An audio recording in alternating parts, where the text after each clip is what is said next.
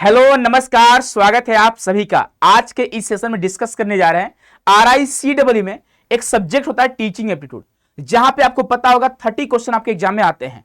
तो आज के इस सेशन में हम लोग सिलेबस को डिस्कस कर रहे होंगे कि सिलेबस किस तरह से आपका है और किस तरह से क्वेश्चन पूछते हैं। और आपको पता होगा कि आपका जो एग्जाम है यहाँ पे टोटल आपके एग्जाम में 80 क्वेश्चन पूछता है, ठीक है। और 80 में अगर बात करते हैं आपका टीचिंग एप्टीट्यूड का, तो यहाँ पे 80 में 30 क्वेश्चन आपके जो होता है टीचिंग एप्टीट्यूड का होता है। और बहुत सारे ऐसे बच्चे होते हैं जो 30 आउट ऑफ 30 लेकर आते हैं। बहुत इजी आता है, बहुत बेसिक कॉन्सेप्ट से जुड़ा हुआ आपका कॉन्सेप्ट यहाँ पे है, जहां से आपके एग्जाम में क्वेश्चन बने हुए हैं। इसके बाद आपको जो PYQ हमारे 2025 के हैं, 2025 के हैं, 2024 के हैं, 3 के हैं, उसको बच्चे आपको सॉल्व कराने वाले हैं, ठीक है। तो आज के इस सेशन में जानने वाले हैं कि क्या सिलेबस रहने वाला है और किस तरह से हम लोग पढ़ने वाले हैं। बच्चों, मैं अपने बारे में बता दूं आपको, मेरा नाम विकास कुमार है। पिछले 3 ईयर से आप सभी को टीचिंग एप्टीट्यूड पढ़ाता हूं और यहाँ पे इस बार मैं आपको पढ़ाने जा रहा हूं, ठीक है। तो आई होप कि आप सभी को हमारा जो पढ़ाना है आई थिंक मुझे पसंद आएगा। और अभी आपको पता होगा NCERT का एग्जाम हुआ है, वहां बहुत सारे बच्चों ने, जो हमारे बच्चे पढ़ाए हुए, वो फुल इसको लेकर आ रहे हैं, ठीक है। तो यही उम्मीद रहेगी आप भी यहाँ पे फुल मार्क्स लेकर आओगे। और ये जो सब्जेक्ट है काफी ईजी है, यहाँ बच्चे, बहुत सारे बच्चे जो होते हैं वो फुल इसको लेकर आते हैं। आपको पता होगा 30 क्वेश्चन आपके एग्जाम में आते हैं और एक क्वेश्चन जो होता है बच्चे आपका 2 मार्क्स के होते हैं। 2 मार्क्स का आपका एक क्वेश्चन होता है। और अगर बात करते हैं तो 1/4 का आपका निगेटिव मार्किंग होता है, ठीक है। यानी माइनस आपके यहाँ पे 0.5, अगर आप एक क्वेश्चन गलत करते हो तो आपके कट जाते हैं। तो इस बात का आप ध्यान रखिएगा, ठीक है।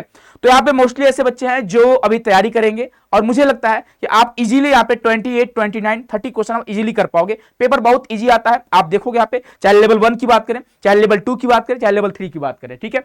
तो चलिए प्यारे बच्चों, हम लोग सेशन को स्टार्ट करते हैं। उससे पहले आप सभी को बताएं कि बच्चे हमारी बैचेज भी आ चुकी है आप सभी के सामने। अगर आप बैच ज्वाइन करना चाहते हैं तो आप सभी के लिए टारगेट बैच आ चुका है, जहां पे हम लोगों ने टारगेट करा हुआ आपके एग्जाम को। और ये जो क्लासेस बच्चे आपको पता होगा 30 अप्रैल से क्लासेस आपको एप्लीकेशन पे देखने को मिलेंगे। एप्लीकेशन का नाम है CUT कॉन्सेप्ट, ठीक है। ये हमारा एप्लीकेशन है, आपको प्ले स्टोर से डाउनलोड करना होगा और वहां पे जाके आप एनरोल हो जाएगा। अगर आपको प्रॉब्लम आती होगी तो आप इस नंबर पे कांटेक्ट कर सकते हैं, ठीक है।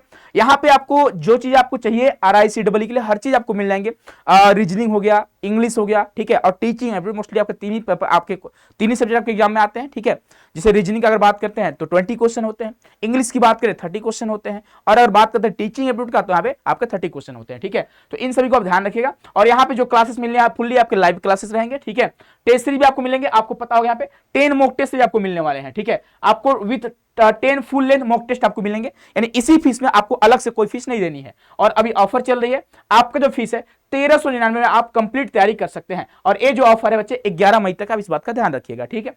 चलिए तो स्टार्ट करते हैं आगे। और हम लोग जानते हैं कि यहाँ पे सिलेबस क्या है। देखो, अगर बात करते हैं तो मैं जैसे पढ़ाता हूं बच्चे, अगर आप उसी तरह से पढ़ लेते हो तो यकीन मानो कि आपको ज्यादा नोट्स नहीं बनाने हैं, ठीक है। मुझे लगता है कि अगर आप नोट्स बना रहे होंगे तो अगर आपके 10 यूनिट्स हैं, ठीक है, तो लगभग आपको, मुझे लगता है कि 30 पेज का आपका नोट्स होगा, उससे ज्यादा लेंदी आपका नोट्स नहीं होना चाहिए। क्योंकि टीचिंग एप्टीट्यूड आपको समझना होता है, ठीक है। आपकी अंडरस्टैंडिंग यहाँ बच्चे डेवलप करनी होती है। ये नहीं कि आप नोट्स बनाते जा रहे हो, भाई आपका नोट्स भरता जाएगा और सिंपल सी बात है, आप क्वेश्चन का प्रैक्टिस भी नहीं करोगे तो आप एग्जाम में अच्छा नहीं कर पाओगे। तो आपको बहुत सारे क्वेश्चन का प्रैक्टिस भी कराने वाले हैं, ठीक है। तो सबसे पहला जो हमारा होता है एटीट्यूड टुवर्ड्स एजुकेशन, ठीक है। यानी अगर बात करते हैं आपको एजुकेशन को लगा आपका क्या अप्रोच होनी चाहिए, अभी इनको डिटेल में देखेंगे, ठीक है। ये हमारे चैप्टर है। इंटरेस्ट इन टीचिंग हो गया, इमोशनल एंड सोशल एडजस्टमेंट हो गया, digital initiative and pedagogy, NCF national curriculum framework for school education 2023 आपको पढ़ना है, ठीक है। इससे पहले आपको पता होगा NCF 2005 आया हुआ था, है ना।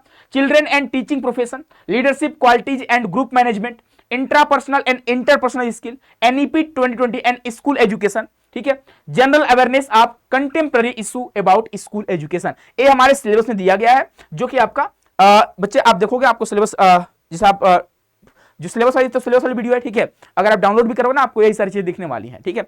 अब चलिए डिटेल में हम लोग समझते हैं कैसे पढ़ना है, क्या क्या पढ़ना है, लेवल कौन सा होने वाला है और किस लेवल तक हम लोग पढ़ाई करने वाले हैं, ठीक है। तो पहला हमारा चैप्टर रहेगा एटीट्यूड्स टुवर्ड्स एजुकेशन। यानी अगर मान लीजिए आप एजुकेशन पा रहे हैं, ठीक है, तो उसका क्या अप्रोच होना चाहिए, है ना। देखिए, यह विषय इस पर केंद्रित है कि आप शिक्षा को किस नजरिए से देखते हैं, यानी आप एजुकेशन को देखने का आपका अप्रोच क्या है। साथ ही साथ यहाँ पे देखो, बच्चों को जो एजुकेशन प्रोवाइड करनी है वो किस तरह से, तो भाई आपको पता होगा समावेशी शिक्षा। अब बहुत सारे बच्चों को नहीं पता होगा कि समावेशी शिक्षा क्या होता है, इंक्लूसिव एजुकेशन क्या होता है। तो मैं आपको इसको डिटेल में बताऊंगा। अगर आपको बच्चे यहाँ पे शॉर्ट में अगर आपको बताना चाहूं, ठीक है, तो इंक्लूसिव एजुकेशन का मतलब होता क्या है, ध्यान से आप सुनिएगा, ठीक है।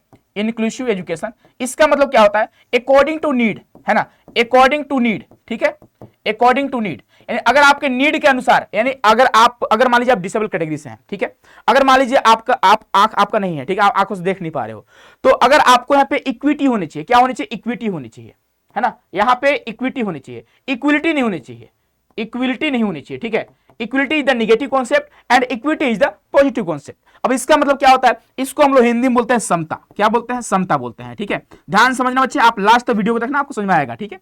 और इसका मतलब क्या होता है, समानता होता है।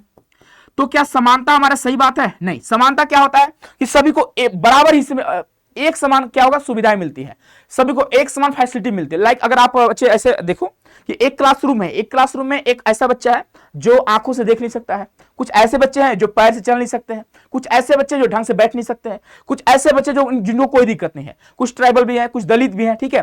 तो सभी बच्चों को एक क्लासरूम में, ठीक है, उनके नीड के अकॉर्डिंग अगर उनको फैसिलिटी प्रोवाइड करते हैं तो वो हमारा होता है इंक्लूसिव एजुकेशन। लेकिन होता क्या है, अगर मान लीजिए हम बच्चे को क्या करते हैं, जो बच्चा डिसेबल कैटेगरी से है उनको क्लास से बाहर निकाल देंगे और दूसरे क्लासरूम में जाकर बैठा देंगे, तो ये हमारा गलत तरीका है, ठीक है। इससे बच्चा क्या होगा, खुद को बच्चा यहाँ पे डिस्करेज महसूस करेगा, हतोत्साहित महसूस करेगा, ठीक है, बोलेगा मेरे अंदर क्या कमी रह गई थी, है ना, जो मुझे अलग करा गया है। तो इससे बच्चे का यहाँ पे बच्चा डिमोटिवेट हो जाएगा, बच्चे का जो स्टडी है उसमें इंटरेस्ट नहीं जगेगा, बच्चा पढ़ेगा नहीं, बच्चा स्कूल छोड़ देगा, ड्रॉप आउट की संख्या बढ़ जाएगी। इसीलिए यहाँ पे आप देखोगे एनईपी 2020 में इंक्लूसिव एजुकेशन को प्रमोट करा गया है, यानी समावेशी शिक्षा के बारे में बात करा गया है, ठीक है। अब इसको डिटेल पढ़ेंगे, बस आपको बच्चे एक आइडिया दे रहे हैं, है ना, किस तरह से हम लोग पढ़ने वाले हैं।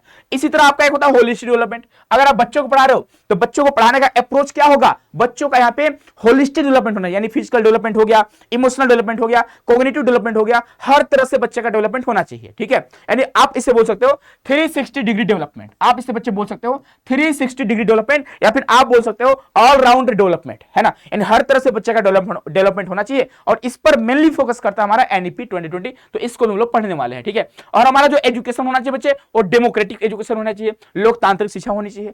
तो इसमें कैसे कैसे क्वेश्चन बनेंगे जब हम लोग इस क्लास को कर रहे होंगे, इस चैप्टर को जब पढ़ रहे होंगे, तो इनसे रिलेटेड आपको थ्योरी पढ़ाएंगे, उसके बाद आपको क्वेश्चन करा देंगे, ठीक है। नेक्स्ट अगला हमारा बच्चे टीचिंग, शिक्षण में रुचि, ठीक है, इंटरेस्ट इन टीचिंग। अब देखो अगर किसी बच्चे को अगर इंटरेस्ट ही नहीं है ना, तो सिंपल सी बात है, उसका जो टीचिंग होगा वो बच्चे इफेक्टिव नहीं हो पाएगा, है ना। यानी अगर बात करें प्रभावित नहीं होगा, अप्रभावित हो जाएगा। तो सिंपल सी बात है, अगर आप बच्चे को टीचिंग कराते हो तो सबसे पहले है कि उस बच्चे के अंदर आपको इंटरेस्ट को जगाना होगा, ठीक है। अब देखो इंटरेस्ट में आप ABC मॉडल का पढ़ते हो, ABC मॉडल, ठीक है। अब ए क्या भाई, तो ए मतलब होता है अफेक्टिव, हमारा जो टीचिंग होनी चाहिए वो अफेक्टिव होनी चाहिए, ठीक है, प्रभावित होनी चाहिए। बी फॉर होता है बिहेवियरल, है ना, यानी व्यवहारिक होनी चाहिए, ठीक है। और सी फॉर होता है कॉग्निटिव, यानी संज्ञानात्मक। तो ABC मॉडल हम लोग पढ़ेंगे, ठीक है भाई। तो देखो अगर आप इंटरेस्ट की बात करेंगे तो सिंपल सी बात है कि देखो अब इंटरेस्ट के साथ हम लोग अटेंशन को पढ़ रहे होते हैं, हम लोग इंटरेस्ट के साथ अटेंशन को पढ़ रहे होते हैं। अटेंशन क्या होता है सर, तो इंटरेस्ट और अटेंशन आपस में रिलेट करते हैं। अगर किसी बच्चे ने अटेंशन नहीं दिया, यानी ध्यान नहीं दिया, तो सिंपल सी बात है, अगर आपको कोई टॉपिक पढ़ाते हैं, अगर आपका अटेंशन बोर्ड की तरफ नहीं है, तो अगर अटेंशन नहीं होगा तो सिंपल सी बात है कि आपके अंदर इंटरेस्ट नहीं जगेगा। और अगर देखो आपके पास इंटरेस्ट नहीं होगा तो कितना भी हम प्रयास कर ले, आप अटेंशन नहीं कर पाओगे, ध्यान नहीं लगा पाओगे। तो सिंपल सी बात है कि अगर इंटरेस्ट नहीं है तो अटेंशन नहीं है, अटेंशन नहीं हो तो इंटरेस्ट नहीं है। इससे भी रिलेटेड आपको क्वेश्चन हर साल बने हुए बच्चे, तो इसको भी हम लोग पढ़ने वाले हैं, ठीक है। साथ ही साथ अगर आप देखोगे एक टीचर के अंदर क्या होना चाहिए, उत्साह होना चाहिए, धैर्य होना चाहिए, छात्रों की समस्याओं को हल करने की आपकी आंतरिक इच्छा होनी चाहिए, ठीक है। तो ये हमारे किस में आएंगे, इंटरेस्ट में आ जाएंगे। यानी अगर मान लो एक टीचर है, ठीक है, और टीचर मान लो एकदम खड़ूस टाइप का है ना, गुस्सैल टाइप का है, तुरंत गुस्सा हो जाता है, हाइपर हो जाता है, एक आप पढ़ोगे ADHD, ठीक है, आपको पढ़ाऊंगा ADHD, ठीक है, अटेंशन डिफिसिट हाइपर डिसएक्टिविटी, ठीक है। तो ये भी डिसऑर्डर आप बोल सकते हो, है ना। तो कुल मिलाकर देखो अगर जिस टीचर को ADHD है, सिंपल सी बात है कि यहाँ पे टीचर हाइपर हो जाएगा। तो ADHD जो डिजीज होता है, जो डिसेबिलिटी होती है, वो स्टूडेंट के अंदर भी हो सकती है और यहाँ पे टीचर्स के अंदर भी हो सकती है। और अगर ये सारे डिसेबिलिटी, अभी आप पढ़ोगे RPWD एक्ट, ठीक है, एक आपको एक्ट पढ़ाने वाले हैं, है ना, RPWD एक्ट, ठीक है, एक्ट जो आपके बच्चे 2016 में आया हुआ है ना, यानी right to person with disability, यानी ऐसे बच्चे जो डिसेबल कैटेगरी में आते हैं उनका क्या क्या राइट्स हैं, उनको राइट्स को बच्चे समर्थन देने के लिए, है ना, और उनके राइट्स को बनाए रखने के लिए आपका एक एक्ट आया हुआ है, एक डॉक्यूमेंट्स आया हुआ है जो हमारे गवर्नमेंट ने बच्चे जारी करा हुआ है। तो इसको हम लोग पढ़ने वाले हैं, ठीक है। इसके अलावा हम लोग पढ़ने वाले हैं राइट टू एजुकेशन, ठीक है, 2009, ये भी हम लोग पढ़ने वाले हैं, ये भी आपके एग्जाम में क्वेश्चन आते हैं बच्चे, ठीक है। तो इसको भी आप पढ़ोगे। अभी आप पढ़ोगे एनईपी 2020, आपको डिटेल पढ़ाने वाले हैं, है ना। नेक्स्ट आगे बात करेंगे। अगला जो हमारा टॉपिक रहने वाला है वो है इमोशनल एंड सोशल एडजस्टमेंट। अब देखो, अगर बच्चा, अगर सिंपल सी बात है, अगर कोई बच्चा स्ट्रेस में रहता है तो उसकी लर्निंग हो ही नहीं पाएगी, पॉसिबल नहीं है, उसकी लर्निंग मीनिंगफुल नहीं रह पाएगी। ठीक है, तो मीनिंगफुल लर्निंग के लिए बच्चे को हम लोग स्ट्रेस फ्री करना होगा। यानी बच्चा अगर स्ट्रेस में है तो सिंपल सी बात है, उसके तनाव को कम करना होगा। एक टीचर का कर्तव्य होना चाहिए, एक स्टूडेंट का भी यही कर्तव्य होगा कि अपने स्ट्रेस को कम करे। अब उसके लिए टीचर उसका हेल्प करेगा। टीचर यहां पे क्या होगा, तो टीचर यहां पे फैसिलिटी देगा, टीचर यहाँ पे फैसिलिटी देगा, है ना, यानी टीचर यहाँ पे फैसिलिटेटर होगा, सुविधा करता होगा। अब आपका जो एनईपी 2020 वो क्या बोलता है कि हमारा जो एजुकेशन होनी चाहिए वो चाइल्ड सेंटर्ड होनी चाहिए, हमारा जो एजुकेशन सिस्टम होना चाहिए वो चाइल्ड सेंटर्ड होनी चाहिए, यानी बच्चों के हित में काम होगा। जो भी काम होगा बच्चों को भगवान मानकर करना होगा। अगर आप बच्चों को भगवान मान लेते हैं तो बहुत सारे क्वेश्चन आपके एग्जाम में बन जाएंगे। ठीक है, और यहाँ पे अगर आपके कुछ और कॉन्सेप्ट है, लाइक अगर आप बोलो हमारा जो एजुकेशन सिस्टम होना चाहिए क्या टीचर सेंट्रिक होना चाहिए, no, teacher centric negative concept. हमारा जो एजुकेशन सिस्टम होनी चाहिए क्या वो टेक्स्ट बुक सेंटर्ड होनी चाहिए, नो, स्कूल सेंटर्ड, नो, हमारा जो एजुकेशन सिस्टम होगा वो चाइल्ड सेंटर्ड होगा। ठीक है, तो अब देखो यहाँ पे सिंपल सी बात है कि जो हमारे बच्चे होते हैं उनको इमोशनली फिट रखना होगा, समाज के बारे में उनको जानकारी देनी होगी। अब बच्चों के अंदर जो भावनाएं, जो गुण है, जो क्वालिटी डेवलप करना होगा वो इंपैथी वाली करनी होगी। अब इंपैथी क्या होता है, और इसके साथ एक सिंपैथी आप लोग पढ़ रहे होते हैं। ठीक है, तो सिंपैथी मुझे नहीं दिखानी है, मुझे इंपैथी दिखानी है। अगर मान लीजिए आपको, अगर देखिए, जैसे मान लीजिए आप पढ़ रहे हो आरआई शेड्यूल की तैयारी कर रहे हो, ठीक है, तो अगर मान लीजिए आप बोलोगे सर मुझे तैयारी समझ में नहीं आ रहा है, क्या करें, मैं बोलूंगा ओ माय गॉड आपको समझ में नहीं आ रहा है, बड़ा दुख की बात है। ठीक है, ओहो ऐसा तो किसी के साथ नहीं होना चाहिए, तो ये क्या हुआ, सिंपैथी हो गया। लेकिन मैं बोलूंगा अच्छा आपको समझ नहीं आ रहा है, ठीक है, मैं आपके लिए टारगेट बेस लेकर आ रहा हूं, तो ये क्या हो गया, मैं आपको तैयारी करवाऊंगा, ये क्या हो गया, मैं आपका हेल्प कर रहा हूं, मतलब यहाँ पे इंपैथी हो गया। तो बच्चों के अंदर जो क्वालिटी डेवलप करना होगा, तो बच्चे वहां पे क्या करना होगा, इंपैथी वाली क्वालिटी डेवलप करना होगा, ना कि सिंपैथी वाली। ठीक है, इसी तरह से इक्विटी हो गया, इक्विलिटी हो गया, इसको भी पढ़ने वाले हम लोग, है ना, तो ये सारी चीज आपको बच्चे पढ़ना होगा। नेक्स्ट बात करते हैं, अगला जो हमारा टॉपिक है वो है डिजिटल जो इनिशिएटिव है, लाइक आपका दीक्षा पोर्टल हो गया, स्वयं पोर्टल हो गया, निष्ठा पोर्टल हो गया, पीएम ई विद्या पोर्टल हो गया। ठीक है, बहुत सारे पोर्टल है, बहुत सारे प्रोग्राम है, ठीक है, जो हमारे डिजिटल शिक्षा को, डिजिटल एजुकेशन को प्रमोट करने का काम करती है, उसको भी पढ़ने वाले हम लोग। ठीक है, साइबर इथिक्स पढ़ेंगे, है ना, असिस्टिव टेक्नोलॉजी पढ़ेंगे, यानी ऐसी टेक्नोलॉजी जो स्टूडेंट को हेल्प कर रही होती है। लाइक अगर मान लो कोई बच्चा यहाँ पे मान लो आंखों से देख नहीं पा रहा है, तो भाई जो हमारा जो ब्रेल लिपि है तो हमारा एक टेक्नोलॉजी ही तो है, हमारे तकनीक ही तो है। ठीक है, अगर मान लीजिए किसी बच्चे को सुनाई नहीं दे रहा है तो हेडफोन लगा लेगा, है ना, हेडफोन जो आती है, जिन बच्चों को कम सुनाई देता है तो अगर हेडफोन लगा लेंगे तो उन्हें ज्यादा सुनाई देने लगता है। ठीक है, तो मतलब आप बहुत सारे इंस्ट्रूमेंट है, बहुत सारे टेक्नोलॉजी है, उसको हम लोग पढ़ने वाले हैं। तो सिलेबस में क्या दिया गया है, तो सिंपली लिखा गया है डिजिटल इनिशिएटिव एंड पेडागोजी। अब पेडागोजी मतलब क्या होता है, तो भैया स्ट्रेटजी हो गया, अप्रोच हो गया। ठीक है, यानी आपका टीचिंग मेथड हो गया, है ना, उसको हम लोग पढ़ने वाले हैं। तो ये सारी चीजें आपकी आएंगी और इनको हम लोग डिटेल में बच्चे पढ़ने वाले हैं। ठीक है, नेक्स्ट बात करेंगे यहाँ पे, अगला जो हमारा है एनसीएफ फॉर स्कूल एजुकेशन।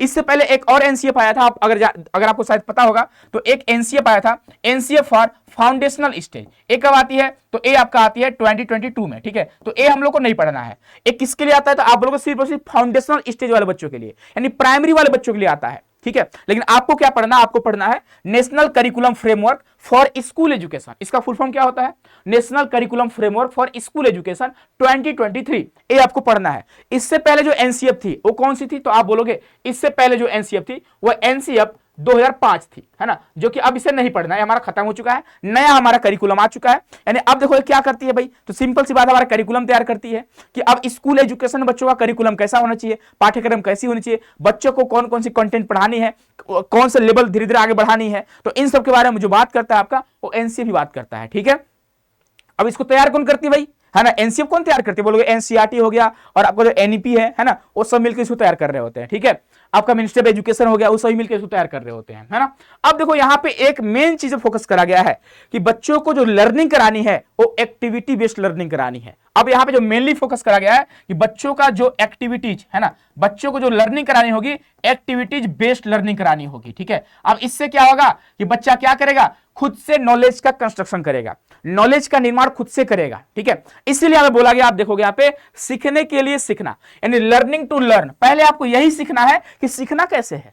अगर मान लो आप आरआई सीडब्ल्यू की तैयारी कर रहे हो, ठीक है, तो पहले आप ये देखो ना कि कैसे आपको तैयारी करनी है, तैयारी स्टार्ट करने से पहले आप सोचोगे तैयारी कैसे करनी है, तो ये क्या हुआ आपका, ए आपका हो जाएगा एक्टिविटी बेस्ड लर्निंग हो जाएगा। ठीक है, यहां पे बच्चों को बात करिए डिस्कवरी लर्निंग का, कि बच्चों को डिस्कवरी लर्निंग कराओ। ठीक है, बच्चा खुद से नॉलेज का निर्माण करे, है ना। बच्चों को एक्टिविटी बेस्ड लर्निंग कराओ, बच्चों को फील्ड ट्रिप कराओ। फील्ड ट्रिप में बच्चा क्या होगा, ज्यादा अनुभव, बच्चा ज्यादा एक्सपीरियंस ले रहा होता है। तो इन सभी के बारे में डिटेल में बात करता है हमारा एनसीएफ 2023, जो कि हमको पढ़ना है बच्चे। यहां से आपके एग्जाम में तय है कि क्वेश्चन 3-4 क्वेश्चन 5 क्वेश्चन आपके एग्जाम में आ सकते हैं। नेक्स्ट बात करेंगे, अगला जो टॉपिक हमारा है बच्चे और शिक्षण पेशा, children and teaching profession. Simple सी बात है, ठीक है। यह बाल मनोविज्ञान से जुड़ा है, इसमें बच्चों की विकास अवस्थाओं, उनकी जरूरतों और एक शिक्षक की भूमिका के बीच संबंध को समझाता है। ठीक है, कि अब देखो सिंपल सी बात हम यहां पे समझ सकते हैं, जो बात कर रहा है क्लासरूम मैनेजमेंट की बात कर रहा है, कि अगर एक टीचर क्लासरूम में है, एक स्टूडेंट सामने बैठा हुआ है, तो स्टूडेंट की नीड क्या है और टीचर उसे क्या फैसिलिटी प्रोवाइड कर रहा है, उन सभी के बारे में बात करने वाले हैं। ठीक है, उनकी नीड क्या हो सकता है और डेवलपमेंट का उनका क्या बोलते हैं स्टेज कौन सा है, उनको भी समझना होगा। तो इसके लिए आपका एक आता है पोर्टफोलियो। ठीक है, पोर्टफोलियो क्या होता है, इसके बारे में पढ़ने वाले हम लोग। ठीक है, पोर्टफोलियो क्या होता है कि अगर मान लीजिए क्लास 4th में आप हैं, तो क्लास 4th का जो आपका रिकॉर्ड है कि आपने कितना एजुकेशनल आपका डेवलपमेंट कितना हुआ है, फिजिकल डेवलपमेंट कितना हुआ है, आपका इमोशनल डेवलपमेंट कितना हुआ है, इन सभी का रिकॉर्ड होता है पोर्टफोलियो में। पोर्टफोलियो कुल मिलाकर आपका एक डॉक्यूमेंट्स ही होता है। ठीक है, एक आपकी फाइल होती है और इसी फाइल में क्या होता है आपका पूरा रिकॉर्ड रखा होता है। तो अगर मान लीजिए आप क्लास 4 से क्लास 5 में जाते हो, अगले नेक्स्ट क्लास में अगर आप जाते हो, तो होता क्या कि अगर क्लास 5 के जो टीचर होते हैं वो आपके पोर्टफोलियो को देखकर समझ जाएंगे कि आपका लेवल कौन सा है। ठीक है, आप कौन से स्टेज में हो, है ना, आपको कौन सी चीज का नीड है।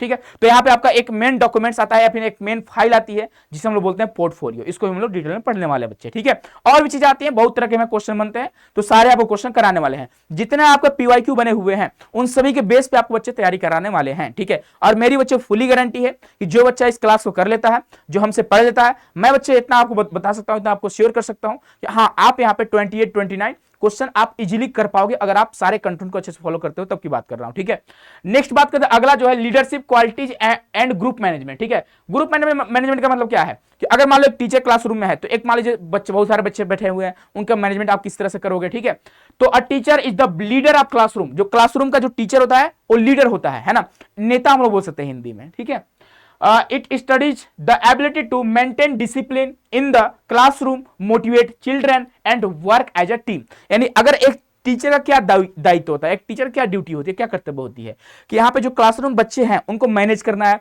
उसको डिसिप्लिन सिखाना है ना, उनको अनुशासन में रखना है, साथ ही साथ उनको मोटिवेट भी रखना है। ठीक है, और साथ ही साथ वर्क एज ए टीम, एक टीम की तरह काम करना है। ये नहीं कि भाई अपने आप को राजा समझे और बच्चों को बेवकूफ समझे, ऐसा नहीं समझना है। बच्चों के साथ मिलकर काम करनी है ताकि बच्चे यहाँ पे फ्रेंडली महसूस करें, और बच्चों के साथ जो व्यवहार करना होगा, जो बिहेवियर होने चाहिए बच्चे, वो मित्रवत होनी चाहिए, वो फ्रेंडली होनी चाहिए। तो एक टीचर का कर्तव्य होगा, यानी बच्चों के फेवर में हर चीज होना चाहिए, बच्चों को भगवान मानना होगा। ठीक है, नेक्स्ट बात करेंगे, अगला जो हमारा टॉपिक है अंतर्व्यक्तिक और एक हमारा है अंतर्व्यक्ति, यानी इंट्रापर्सनल, एक होता है हमारा इंटरपर्सनल। इंट्रापर्सनल का मतलब क्या होता है, ऐसे लोग जो खुद के बारे में समझ रहे होते हैं कि हाँ मैं क्या चीज हूं। जैसे मान लीजिए आपके गुरु बोल सकते हैं, है ना, जो आपके सन्यासी लोग होते हैं। ठीक है, जो सोचते हैं मेरे अंदर क्या कमियां हैं, मैं क्या कर सकता हूं। ठीक है, जो अगर फिलोसफर होते हैं वो सभी किस में आते हैं, तो आप बोलोगे इंट्रापर्सनल में आते हैं। यानी कुल मिलाकर स्वयं की भावना और शक्तियों को समझना कि मेरे अंदर क्या कैपेसिटी है। जैसे मान लो आप खुद से यहाँ पे सोचोगे यार सर मुझे लग रहा है कि मैं RICEE के थ्रू इस बार जा रहा हूँ, BEd MAd वगैरह कर रहा हूँ। ठीक है, तो ये क्या हुआ, आप खुद के अंदर जो आपका पावर है ना, आप उससे बाहर निकाल रहे हो, आप अपने बारे में सोच रहे हो। तो आप यहाँ पे क्या करते हो, इंट्रापर्सनल, आप यहाँ पे इंट्रापर्सनल कर रहे होते हैं, आप यहाँ पे क्या करते हो बच्चे, अंतर्व्यक्ति करते हैं। ठीक है, और एक ऐसे बच्चे होते हैं इंटरपर्सनल टाइप का, सोच रहे हो सर आप क्या पढ़ा रहे हो, मैं समझ रहा हूँ आप गलत पढ़ा रहे हो, मैं समझ रहा हूँ आप सही पढ़ा रहे हो। ठीक है, मुझे लगता है सर आपसे बेटर कोई हो ही नहीं सकता है ना। तो बच्चा क्या कर रहा है, मेरे बारे में सोच रहा है। यानी आप यहाँ देखोगे दूसरों के साथ प्रभावी ढंग से संवाद करना। जैसे आपके जो नेता लोग होते हैं, है ना, जो आपके नेता लोग होते हैं, विधायक वगैरह जो भी है, ठीक है, वो क्या करते हैं, जनता को बेवकूफ कैसे बनाना समझ जाते हैं, तुरंत समझ जाते हैं कि हाँ कैसे बेवकूफ बनाना है। तो किस टाइप के होते हैं, वो इंटरपर्सनल होते हैं, मनोभाव के आपको पकड़ रहे होते हैं। ठीक है, कि आप क्या सोच रहे हो, आप क्या चाहते हो। ठीक है, और सिंपल सी बात, एक टीचर है ना, टीचर भी आपका इंटरपर्सनल ही आता बच्चे, जो मैं हूं मैं भी इंटरपर्सनल में आऊंगा। याद रखना, इंटरपर्सनल क्या होता है, मैं समझ रहा हूं कि हाँ आपको अभी किस चीज का नीड है, आपको कौन कौन सी टॉपिक में कौन कौन सा दिक्कत है, तो मैं हर चीज को समझ रहा होता हूं। यानी आप देखोगे यहाँ पे दूसरों के साथ प्रभावी ढंग से संवाद करना और संबंध बनाना। ठीक है, communicating reflectively with other and building relationship, है ना। यानी अगर आपके बारे में समझ पा रहे हैं आपको कौन सी चीज का नीड है, कब किस टाइम पे आपको चाहिए। तो कुल मिलाकर आप समझिए यहाँ पे हम यहाँ पे आपके बारे में सोच रहे हैं। तो आप समझ गए इंट्रापर्सनल क्या होता है बच्चे, आप समझ गए इंटरपर्सनल क्या होता है। तो मैं क्या हुआ इंटरपर्सनल, ठीक है, और नेता लोग क्या हुए इंटरपर्सनल। और अगर बात करें गुरु हो गया, फिलोसफर हो गए, दार्शनिक हो गए, वो क्या हुए, वो बच्चे इंट्रापर्सनल हो गए, जो खुद के बारे में, खुद की कमियों के बारे में, खुद की अच्छाइयों के बारे में एक्सप्लेन कर रहे होते हैं, ठीक है। तो ये हमारा हो जाएगा 8वां टॉपिक। नेक्स्ट हमारा हो जाएगा 9 NEP 2020, very very very important. यहां से क्वेश्चन तय है कि आपके एग्जाम में 4 से 5 क्वेश्चन आ सकते हैं, ठीक है। अब यहां पे सिर्फ हम एनईपी को नहीं पढ़ेंगे, साथ ही साथ हम लोग पढ़ने वाले एनसीएफ को, एनसीएफ तो आपका शामिल हो जाएगा, आरपीडब्ल्यूडी एक्ट हो गया, राइट टू एजुकेशन एक्ट हो गया आपका, ठीक है। तो इन सभी को हम लोग पढ़ने वाले बच्चे, ठीक है। तो इस बात का ध्यान रखिएगा। नेक्स्ट हम बात करने वाला अगला जो टॉपिक हमारा है भाई, इसको डिटेल पढ़ेंगे, टेंशन नहीं लेना। जो हमारा एनईपी 2020 है किसके बारे में बात करता है, तो बात करता है 5+3+3+4 के बारे में बात करता है। 5 क्या हमारा बच्चे हमारा आता है फाउंडेशनल स्टेज में, और 3 जो आता है प्राइमरी स्टेज का है, और ए जो 3 है आपका मिडिल स्टेज का है, और A4 जो आपका सेकेंडरी स्टेज का है। तो इसके बारे में पढ़ने वाले बच्चे हम लोग, ठीक है। तो जो हमारा एजुकेशन सिस्टम होना चाहिए, तो एजुकेशन सिस्टम हमारा इसी तरह से होना चाहिए, ठीक है। क्या अब देखो पहले क्या था कि पहले हमारा क्या था कि 10+2 वाली चलती थी, 10+2 वाली चलती थी, लेकिन अब 10+2 नहीं है। आप क्लास 5 तक, सॉरी, आप शुरुआत के जो 5 साल आपका होगा, आप शुरुआत के 5 साल तक कौन से क्लास में, अगर आप ऐसे समझो, ठीक है, अगर मैं समझा पा रहा हूं आपको, तो आप इसको ऐसे समझ सकते हो, है ना। अगर इसको बोले बच्चे तो 5+3+3+4, ठीक है। ये हमारा एनईपी 2020 इसी स्ट्रक्चर के बारे में बात करता है। तो शुरुआत का जो 5 साल बच्चों का होता है, इसमें बच्चा क्या करता है, तो बच्चा इसमें नर्सरी में होता है, इसमें बच्चा नर्सरी में होता है, और इसी में इन्हीं 5 साल में इसका क्या आ जाएगा, तो भैया आप बोलोगे एलकेजी, और इसी में आपका यूकेजी आ जाता है, ठीक है। तो शुरुआत का 3 साल हुआ, यानी अब जो आपका 5 साल है, ये भी आपके 2 भागों में बटा हुआ है, ठीक है। इसको भी हम लोग 2 भाग में डिवाइड करे हुए बच्चे, ठीक है। तो आप इस बात का ध्यान रखिएगा, है ना, ठीक है। तो आप समझ गए होंगे, ये आपका पहला 3 साल हुआ। अब अगला जो आपका 2 साल होगा वो क्लास 1 एंड क्लास 2 का हो जाएगा, ठीक है। तो ये आपका शुरुआत का 5 साल हो गया। 5 साल बच्चों को क्या करना होगा, इस तरह से चलाना होगा।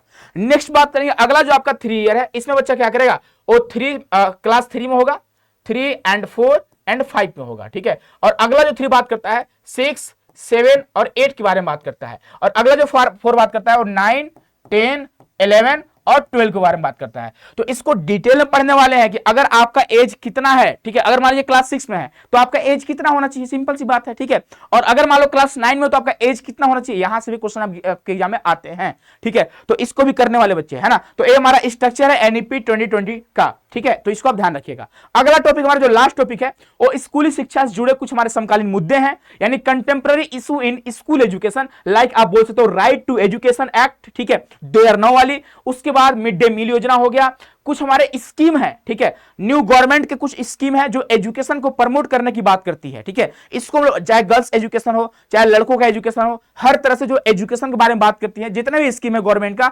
सेंट्रल लेवल का, वो हम लोग पढ़ने वाले हैं, ठीक है। चूंकि स्टेट लेवल का नहीं पूछेगा। और यहाँ पे सुनो जेंडर इक्वलिटी हो गया, है ना, इसको भी पढ़ने वाले हैं, ठीक है।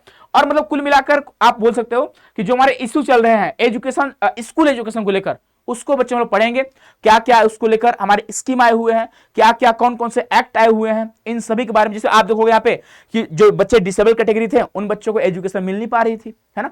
जो बच्चे प्राइमरी स्टेज में थे, डिसेबल कैटेगरी से थे, ठीक है, उनको एजुकेशन मिल नहीं पा रही थी। तो उनके लिए कौन सा एक्ट आया, तो आप लोग आरपीडब्ल्यूडी एक्ट 2016 आ गया, ठीक है। अब देखो यहाँ पे हमारा जो राइट टू एजुकेशन 2009 हो गया, ये भी हमारे शिक्षा के बारे में बात करता है। इसमें आप बहुत सारे आर्टिकल को पढ़ने वाले हो, ठीक है। इसमें आप बहुत सारे आर्टिकल को पढ़ोगे, लाइक आप आर्टिकल 39 पढ़ोगे, आर्टिकल 45 पढ़ोगे, ठीक है, आर्टिकल 51 पढ़ोगे, है ना, आर्टिकल 21 का ए पढ़ोगे। तो ये सब हमारे एजुकेशन को लेकर बात कर रहे होते हैं। तो इसको हम डिटेल में पढ़ने वाले, यहाँ से भी क्वेश्चन आपके एग्जाम में आए हुए हैं। तो प्यारे बच्चों, ये हमारा ओवरऑल सिलेबस रहेगा RICEE का, ठीक है। बाकी देखो ये सारी क्लासेस जो है वो आपको कहां मिलने वाली है, तो आप देखो सबसे बड़ी बात, आप टेलीग्राम चैनल ज्वाइन कर लीजिएगा, ठीक है। ये हमारा 2026 का टेलीग्राम चैनल है, ठीक है, RICEE का। और एनसीटी कॉन्सेप्ट हमारा जो बच्चे सेकंड चैनल है, फर्स्ट चैनल हमारा CUT कॉन्सेप्ट है। और हम लोग RICEE की तैयारी कराते हैं। आप टेलीग्राम चैनल ज्वाइन कर लीजिएगा, कोई भी इंफॉर्मेशन होगा आप तक पहुंच जाएगा टेलीग्राम चैनल के माध्यम से, ठीक है। और ये हमारा एप्लीकेशन है, एप्लीकेशन का नाम CUT कॉन्सेप्ट है, जहां से आप RICEE का बैच ले सकते हो, ठीक है। तो जाओ आप लोग बाय नाउ करो। क्लासेस जो है लगातार 30 अप्रैल से चलने वाली है, ठीक है। और इसमें मैं आपको पढ़ा रहा हूँ टीचिंग एप्टीट्यूड, और इसी तरह आपके रीजनिंग के टीचर भी आपको दिखेंगे, और आपके यहाँ पे इंग्लिश के टीचर भी आपको दिखेंगे सिलेबस वाली वीडियो में, ठीक है। बाकी ऑल ओवर वाली जो वीडियो है वो आपको रजनी सर प्रोवाइड कर चुके होंगे। बाकी मिलते हैं बच्चे नेक्स्ट सेशन में। अब देखो आप क्या पढ़ने के लिए इंटरेस्टेड हो भाई, देखो अगर आप इंटरेस्टेड नहीं रहोगे तो पहली बात मुझे इंटरेस्ट आपके अंदर जगाना पड़ेगा। अभी हमारा सिलेबस में भी है ना, इंटरेस्ट के बारे में बात करा गया है। तो सबसे पहली बात, अगर आप अटेंशन नहीं करोगे तो इंटरेस्ट नहीं लगा पाओगे, ठीक है, और इंटरेस्ट नहीं होगा तो भाई लर्निंग नहीं कर पाओगे। तो लर्निंग पढ़ने में हम लोग लर्निंग पढ़ेंगे, ठीक है, लर्निंग क्या होता है, अधिगम क्या होता है, ठीक है, लर्निंग में कौन कौन सी प्रॉब्लम आती है ना, इंटरेस्ट में कौन कौन सी प्रॉब्लम आती है ना, एबीसी मॉडल हो गया, ठीक है, अफेक्टिव हो गया, बिहेवियरल हो गया, ठीक है, और आपका सिविल और कॉग्निटिव हो गया। इन सभी को हम लोग डिटेल में पढ़ने वाले हैं, ठीक है। तो मिलते हैं नेक्स्ट सेशन में। बाकी कमेंट करके जरूर बताना कि ये जो वीडियो है आपको पसंद आया कि नहीं आया, ठीक है। वीडियो कैसा लगा कमेंट बॉक्स में जरूर बताना, और क्या आगे क्लासेस करने के लिए आप बच्चे तैयार हैं? तो तैयार है तो कमेंट बॉक्स में यस जरूर लिखना, ठीक है। और आप किस स्टेट से हो, आप कहां से हो जो RICEE की तैयारी कर रहे हो, और कौन सा आपका ग्रुप है। मिलते हैं नेक्स्ट सेशन में, अपना ख्याल रखिए। बहुत बहुत धन्यवाद, बहुत सारा प्यार।